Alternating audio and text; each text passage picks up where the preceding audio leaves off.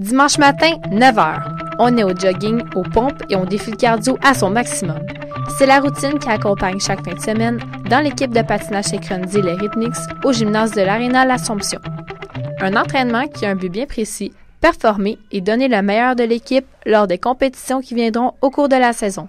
Le patinage synchronisé regroupe une équipe majoritairement composée de 14 à 20 patineurs, incluant les substituts en cas de remplacement durant la saison. Ici, à l'Aréna de l'Assomption, le club de patinage soutient 2 équipes au nom des Rhythmics. La seule différence est qu'une en est au niveau pré-novice, tandis que la deuxième est d'un cran supérieur au niveau intermédiaire. Dans le cas des 2 catégories, le grade de niveau vont différencier, selon un système de pointage bien particulier déterminé par les critères de la Fédération de patinage artistique au Québec.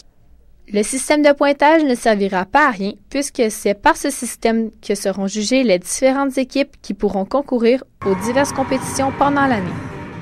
Celle des Rhythmics, par exemple, aura participé en ce mois de décembre à une apparition compétitive qui est donnée à l'Aréna de Saint-Hubert.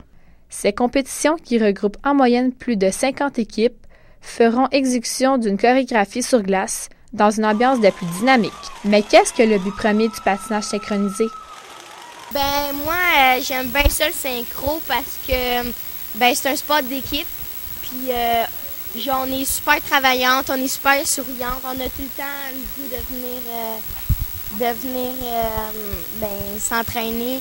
Puis, c'est super le fun parce que on va aussi aller faire des compétitions très loin. Ces patineuses ont trouvé dans le synchronisme non seulement une façon d'exceller comme athlètes, mais également un sport d'équipe qui leur apporte discipline, amitié et fierté, le tout agrémenté de fabuleux voyages. Les Rhythmics participeront cette année à la compétition provinciale qui se déroulera à Gatineau. Que dire de l'enthousiasme de l'équipe?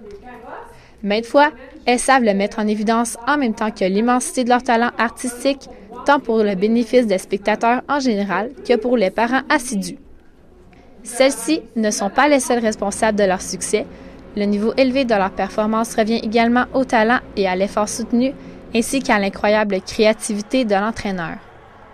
Les Rhythmics ont la chance de compter sur la coach en chef, Mme Nathalie Leclerc, une entraîneur passionnée il y a longtemps pour cette discipline. Un monde totalement différent du patinage artistique en simple. Les filles apprennent à travailler en groupe, c'est vraiment un esprit sportif vraiment différent, l'ambiance.